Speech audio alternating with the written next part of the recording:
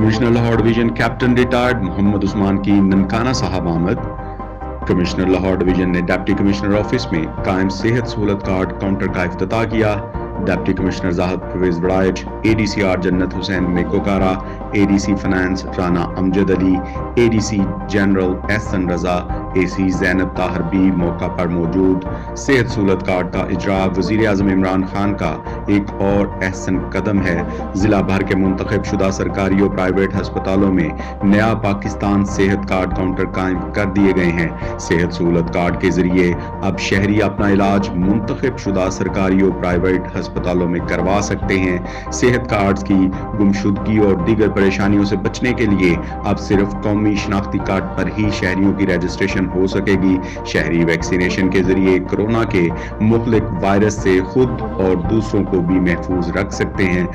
Commissioner Lahore division captain retired Muhammad Usman کا deputy commissioner کے ہمراہ دیہی مرکز مال ینگسن آباد کا دورہ۔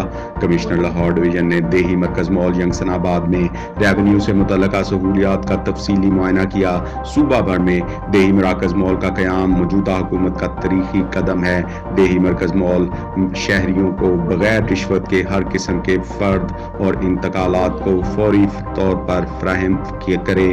ضلع بھر کے تمام اراضی ریکارڈ سینٹرز اور دیہی مرکز مال میں شہریوں کو بلا شکایت بہترین بر وقت اور معیاری سروسز فراہم کی جائیں۔ ماہ جنوری کے دوران ضلع انتظامیہ کا 50 دیہی مراکز مال قائم کرنے کا ٹارگٹ ہے۔ نمبردار رنجیت لال کا ینگسن آباد میں دیہی مرکز مال کے قیام پر وزیر اعلیٰ پنجاب اور ضلعی انتظامیہ کا شکریہ۔